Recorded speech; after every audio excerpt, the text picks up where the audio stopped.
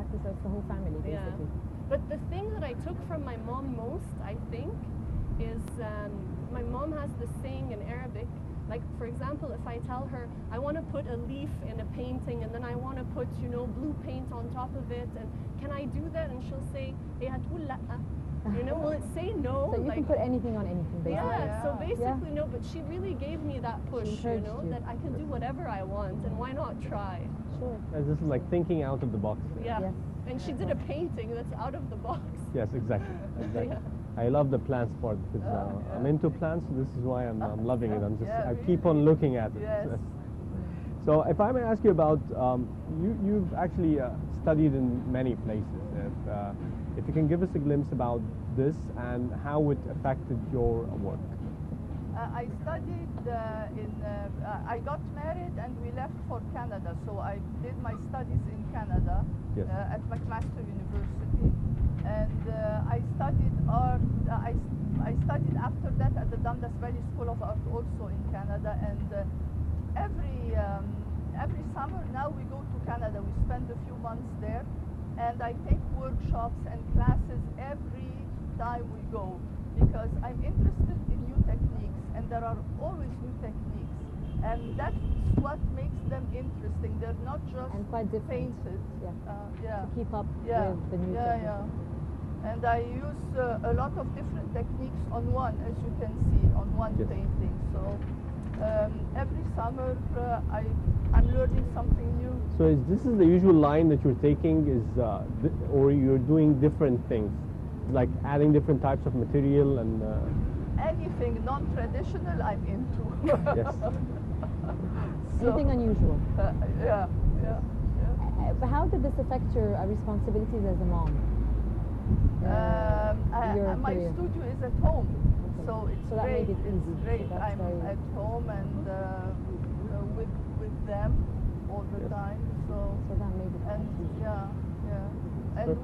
And I always have, after a collection, I always have a family meeting to say I want to hear negative comments. I want to learn from them. So. And this is interesting. Yeah. And didn't you think about, you know, like joining forces, architecture and beautiful art, doing something together? I got her into design at one point, but she doesn't want. She makes beautiful furniture design, and she could very easily go into pursue art, that career. Yeah, but she doesn't want. She doesn't like it. No. Yes. Yeah. And nothing about art onto architecture. I mean, like the opposite way.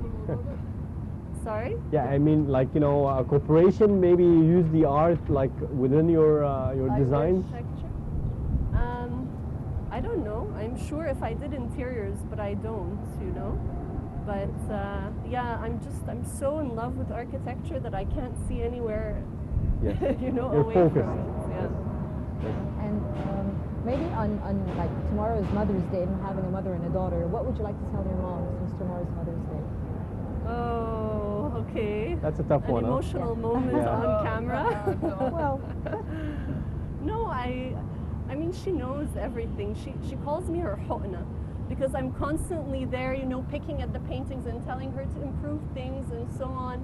But actually, I mean, every time, and I tell her this, every time I'm stuck on a project, the only person in the world who can unplug me, you know, is my mom. Yani she just, I mean, it sounds like a silly thing, but she just lets me know that everything is possible. And then she always gives me the strength to deconstruct whatever I'm doing and start thinking about it in a different way, you know? And she knows this.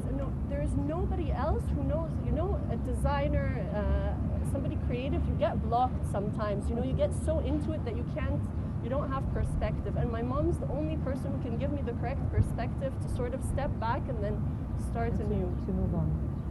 So Fatima, you have a very good model of working at home. You're having your studio at home. So this doesn't keep you from being a good and close mom to your children.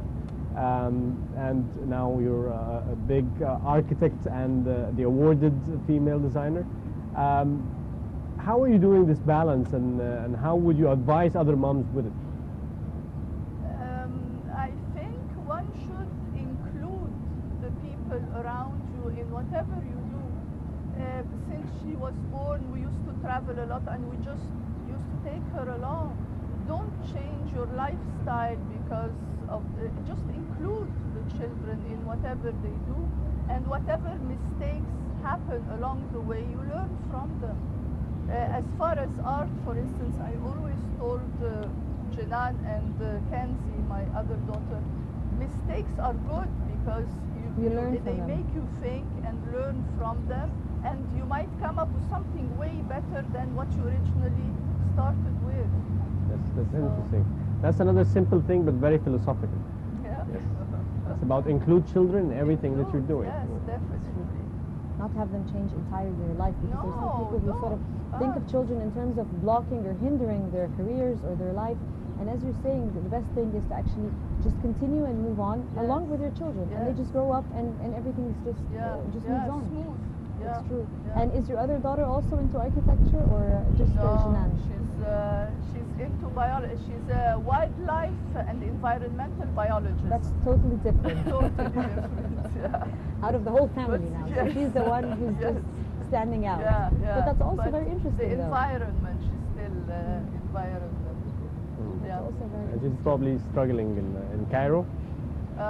She just came back. She finished her studies and she's looking for a job. Now. Yes. Yeah. Right. Perfect. What are your aspirations for your art? What are you looking for? What are you dreaming of? For whom? For you. Me? For you. Yes. I enjoy creating, and I just hope and wish I could just go on creating as far as my work is concerned. Does, as long as you're actually creating and painting and doing your work, does it sort of like help you in de-stressing, or helps you think or philosophize certain things in your life, maybe? No, de-stressing, that's, Definitely. you said it, it's fantastic. You just lose yourself when you're working. For hours, I would imagine, just spaced out. Yes. And just yeah. I just hope I can just go on. And Jenan, and do you also, what are your aspirations? What do you want to actually, I mean, your dream? For myself? Yes, for yourself. I'd like to create architecture that sort of improves the environment as a whole. Something like just a paradigm shift in the way that people think of architecture and building and construction. Something that's from the earth and of the earth and then goes back and dissolves into the earth. And I'd be able, I just wish for the opportunities. I've been lucky enough to get some opportunities. I wish for more opportunities where I'd be able to do that. Here in Egypt, and hopefully to branch out elsewhere. I'd like to wish you the best of luck, Jenan, and thank you very much for being here. I really like your art. Thank you very much. Now, moving on to the story, and the Police Academy celebrated the Family Day to honor the ideal mothers, fathers, and students with academic excellence. More details with our correspondent, Nile TV's Linda Abdullah. Let's have a look.